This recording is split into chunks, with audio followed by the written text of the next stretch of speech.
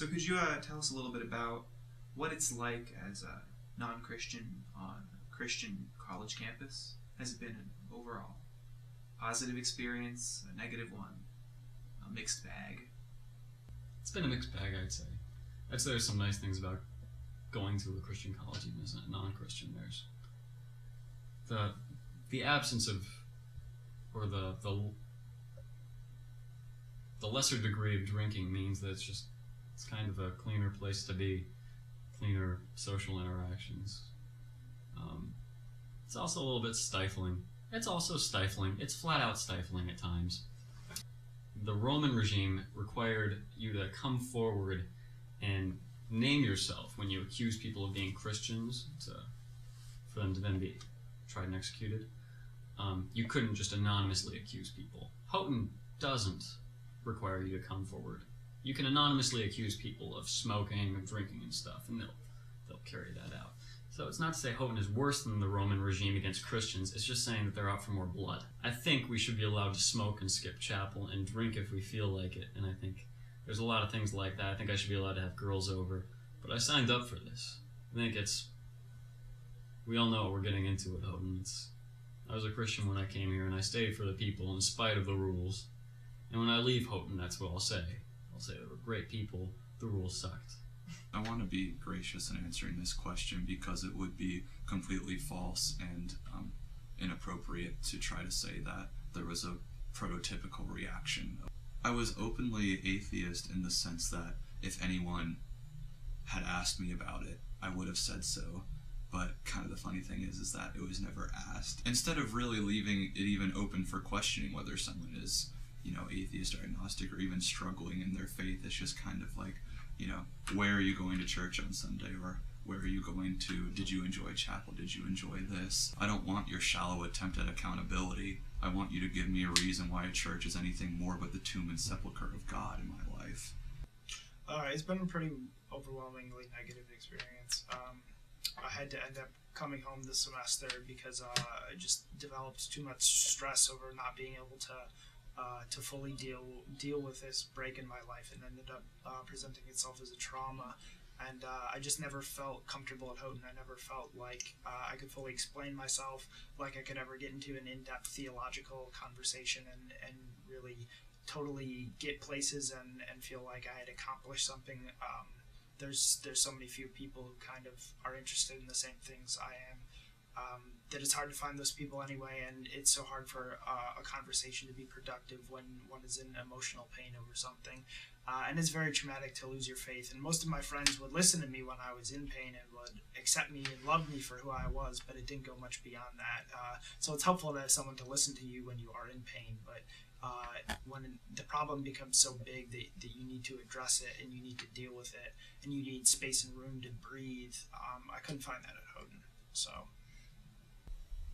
what would you say to Houghton College about how they can listen better and be a more welcoming place for the non-believers in the community?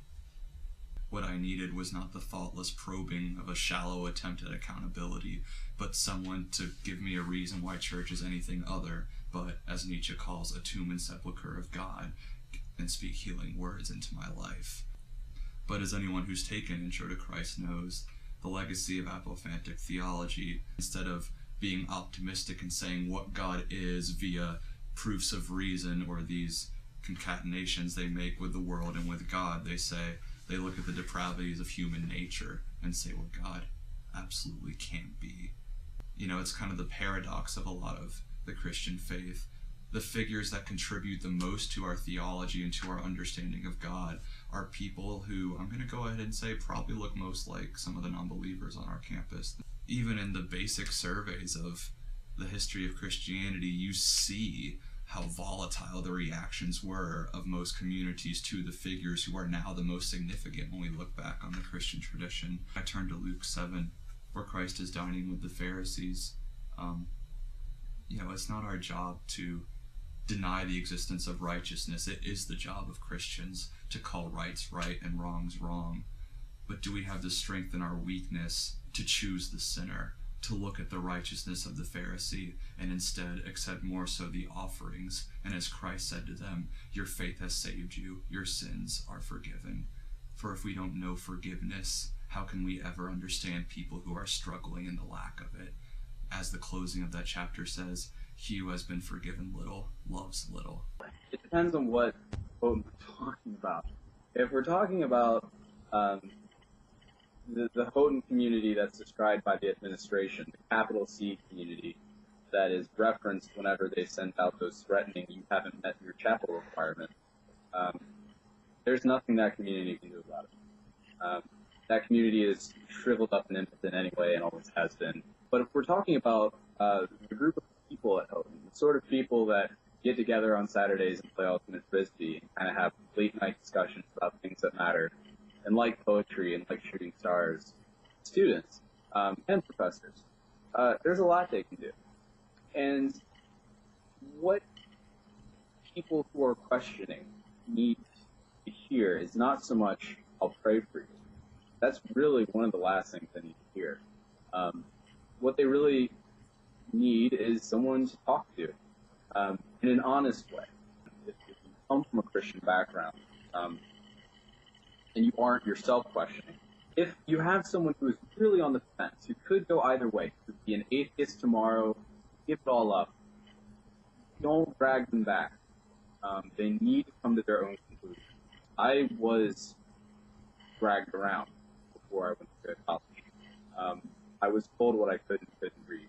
I was deprived from things. And so it came about that when I went to college, I was a 17-year-old infant in certain ways. Some people who are going to go exploring will come back to Christianity. Some people will not. But everyone has to decide for themselves. It's tough because our culture is so terrified of being judgmental that Houghton does a pretty good job that I can just flat out tell people I'm an agnostic, and they don't react very like, oh my god, how's hell feel? Like there's no real judgment because they don't know how to. People don't know how to respond. Like, oh, what do I do with it all? I'm not sure what to say. People are already nice. I feel like by saying that I'm not a Christian, I can kind of part the seas and walk through crowds. I don't really know how I'd wish it to be different. I chose to come here. I don't know.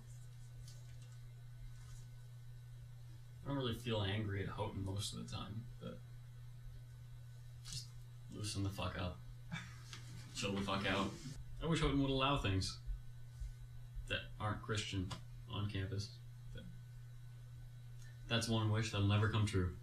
Yeah, I think there should be like a club or like a gathering of all the people who like lose their faith. We should all come out, so to speak, and get together because this needs to be done in community because it's so painful. Because losing your faith, traumatic. It can lead to drug abuse. It can lead to suicidal thoughts. It can lead to loss of meaning. Existential nihilism. It can be extremely traumatic. So we need to come together and share one another's burdens and have a space where we can ease this pain and go through the trauma together. It becomes something ultimately so much more than intellectual. It becomes all-encompassing for your entire life. It can shadow everything. It did for me. So, in closing, what would you say to those students on this campus who are dealing with doubts or disbelief or feel like they're teetering on the edge of deconversion, and also to those students who have made the decision to leave the faith? What would your words of encouragement or advice to them be? Say it's not that bad. Say it's not that cold out in space. It's just freer. I'd say people forget that they have legs that can walk on their own. Or I'd give some shitty analogy like that. That it's not not being a Christian isn't too different from being a Christian. It's just, it's not who you are, it's who you follow. And if who you follow demands things that aren't in line with who you are, then maybe you shouldn't follow them. I don't follow anybody, so I got it pretty easy. If God is loving, he'll find you.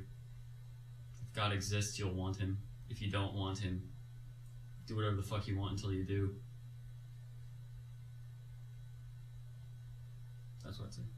You have to do it yourself. You can't have it handed to you. That doesn't mean you don't read.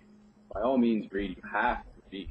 You have to engage with art. You have to feel and think. But don't let it come to you packaged and pretty with a bow on top.